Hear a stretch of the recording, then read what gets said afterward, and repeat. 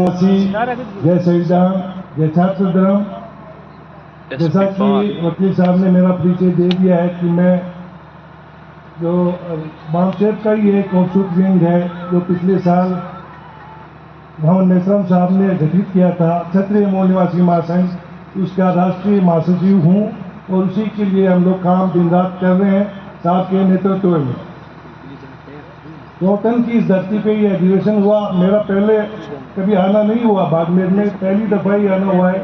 आप लोगों का प्यार देखा, सत्कार देखा, अच्छा लगा। भीड़ कम है, कोई इश्यू नहीं है, लेकिन जज्बा होना चाहिए। भीड़ से नहीं, हमें क्वालिटी चाहिए, क्वांटिटी बाद में होती रहेगी। क्वालिटी होगी तो विचार समझेंगे, विचार एक दूसरे से मिलेंगे, बात आगे बढ़ेगी। पिछले साल 1 अक्टूबर को क्षत्रिय मूल निवासी महासंघ ने अपना पहला राज्य अधिवेशन किया था रतनगढ़ में। साहब को भी मालूम है, पूरे बामसेब को मालूम है, पूरे भारत को मालूम है। उसका रिजल्ट ये रहा कि जो चुनाव थे विधानसभा के, चूरू डिस्ट्रिक्ट से हम लोगों ने 6 में से 5 सीट पे बीजेपी को हरवा दिया, सिर्फ 1 सीट पे आई बीजेपी। यानी उस अधिवेशन का ही असर रहा, उस विचारधारा का ही असर रहा कि लोग जो है वो विचारधारा को समझ गए कि कौन देश का भला चाह रहा है और कौन नहीं चाह रहा। हालांकि हमने क्षत्रिय मूल निवासी महासंघ ने मीटिंग कॉल करी थी, काफ़ी मेहनत की, तकरीबन 1 महीने तक, जिसमें बामसेब के सभी ऑफिसर विंग भी साथ में थे, सभी 36 कौम के लोग साथ में थे। लेकिन कुछ लोग, जिनको ये हो गया था भ्रम कि हम तो सरकार है, हम तो सीएम बन जाएंगे, आप इस मीटिंग में जाना नहीं है। और जहाँ जहाँ हम गए, जो भी राष्ट्रद्रोही ताकतें थी पीछे पीछे मीटिंग करती रही कि इस मीटिंग में नहीं जाना है। लेकिन हम उस अधिवेशन को सफल बनाने में कामयाब रहे, जिसमें सभी बामसेब के औषध विंग का सहयोग रहा। तो मेरा कहना यही है कि जब तक आप टोटन की धरती या बाड़मेर से एक तरह की मसाल नहीं जलाएंगे, विचारधारा को नहीं पकड़ेंगे और नहीं समझेंगे, तब तक यही होता रहेगा।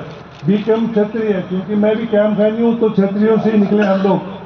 तो जितने भी मेरे क्षत्रिय सरदार बैठे हैं, मैं उनसे ये कहना चाहूँगा कि पिछले साल हरियाणा में जिस तरीके से बीजेपी सरकार ने इतिहास चेंज करने की कोशिश की, महाराज भोज की जो प्रतिमा थी उसका अनावरण के टाइम में नीचे जो भी है उनकी जाति पंथ सब बदल दिया, और वहाँ के लोगों ने साथ में और पूरे क्षत्रिय समाज ने और क्षत्रिय मूल निवासी महासंघ ने मिलकर उस जो उनका काला कारनामा करने की कोशिश कर रहे थे उसका विरोध किया। उसके परिणाम में लाठियां भी खाई, सब कुछ हुआ, लेकिन हुआ ये कि वो स्टेचू वहीं पर्दा अभी पड़ा है। कोर्ट, गवर्नमेंट का आदेश नहीं है, कोर्ट का स्टे है। तो जब तक हम लोग जागरूक नहीं होंगे, कोई पृथ्वीराज चौहान को कुछ बना देगा, कोई महाराज भोज को कुछ बना देगा। ये सब जो ताकतें हैं वो फांसीवादी ताकतें, एक दूसरे को लड़ाने के लिए जातियाँ चेंज कर रही है, इतिहास चेंज कर रही है। तो क्षत्रिय समाज जो बाड़मेर का है, मैं देख रहा हूँ कि वो ज़्यादा से ज़्यादा किस तरफ जाता है, वो अपनी विचारधारा को चेंज करे और बामसेब के जो विचारधारा उसको समझे, और जो गुलामी की जो जड़ें हैं ना उसको तोड़ के आगे बढ़े।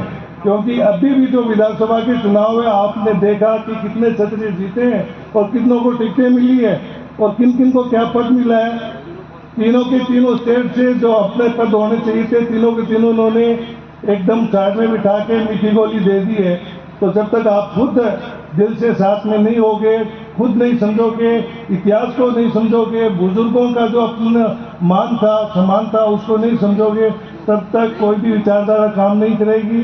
आपको मैं आह्वान करता हूँ, हालांकि मैं किसी से छोटा भी हूँ, इतना बड़ा नहीं हूँ, लेकिन मैं आप सभी क्षत्रियों के आह्वान करता हूँ कि आप जो है इस विचारधारा को समझते हुए और इस गुलामी को जड़ों को तोड़ते हुए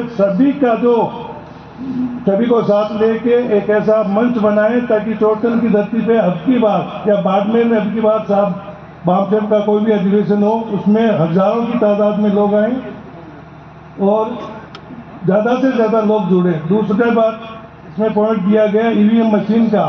ईवीएम मशीन के लिए बामसेब जितना कार्य कर रहा है, कोई भी पार्टी, कितनी भी पार्टी है, वैसे तो क्या पार्टी है, दोनों वो गंगाधरी शक्तिमान वाली पार्टी दोनों एक जैसी हैं, कोई भी आवाज़ नहीं उठाता है, लेकिन बाम साहब ने आवाज़ उठाई है, जितने भी ऑफशोर विंग है सब ने आवाज़ उठाई है। जंतर मंतर में 21 जनवरी को साहब के जो अध्यक्षता के अंदर जो कार्यक्रम हुआ उसमें लाखों की तादाद में बाम साहब से जुड़े हुए लोग और ईवीएम से विरोध करने वाले लोग सब लोग जुड़े और एक मैसेज गवर्नमेंट को दिया। उसका ये हुआ कि अगली बार जो अभी 22 फरवरी को जो अधिवेशन हुआ है उन्होंने 144 का नाम लेके और पूरे के पूरे कार्यकर्ता जितने भी उनके सामने आए सबको उनको जेल में डाला। लेकिन कितने भी दबा दो, बाम साहब एक ऐसा संगठन है और उनके कार्यकर्ता इतने जुझारू हैं, आप जितना दबाओगे उतना ही खुल के आएंगे और उतना ही बगावत करेंगे जब तक भारत के अंदर पूरा संविधान एक तरह से पूरा लागू नहीं हो जाता। और आप लोगों से मेरी एक विनती है कि वीवीएम का जो भी होगा जो होगा, वीवीपैट जो पर्ची है वो गिनेंगे नहीं गिनेंगे वो एक अलग मैटर हो गया। हम कोशिश करेंगे, होगा वो भी, हम सक्सेस हो जाएंगे, लेकिन वोट डालने के लिए ज़्यादा से ज़्यादा संख्या में जाएं। आगे जो चुनाव आ रहा है जो अपना पार्लियामेंट का, हम लोग घर में बैठे रहते हैं, मेरे एक वोट से क्या होगा। डॉक्टर भीमराव अंबेडकर ने हमें ये हक दिया है, ये वोट का अधिकार, अगर हम उसको यूज ही नहीं करेंगे तो फिर कल हमें पूछेगा कौन। ये परसेंटेज डाउन होती जाएगी, आखिर में लोग बोलेंगे जरूरत ही नहीं है चुनाव की, फिर तानाशाही हो जाएगी। तो इससे अच्छा है कि आप घर में मत बैठो, आपके जो भी मुद्दे हैं वो वोट के जरिए हल होंगे। अपने जो लोग हैं, अपनी जो पार्टियां जो अपनी विचारधारा समझती हैं उनको ज़्यादा से ज़्यादा वोट दें और ज़्यादा से ज़्यादा संख्या में जुड़े। मैं ज़्यादा वक्त नहीं लेते हुए सिर्फ इतना ही कहूँगा कि चौटन की धरती पे वकील साहब ने, डॉक्टर बोराराम जी ने और जितने भी आयोजक उन्होंने मुझे बोलने का मौका दिया उसके लिए लाख लाख शुक्रिया। आप लोगों ने मुझे सुना, आपका तहे दिल से शुक्रिया। इसी के साथ मैं अपनी वाणी को विराम देना चाहूँगा। जय भीम, जय भारत, जय छात्र धर्म।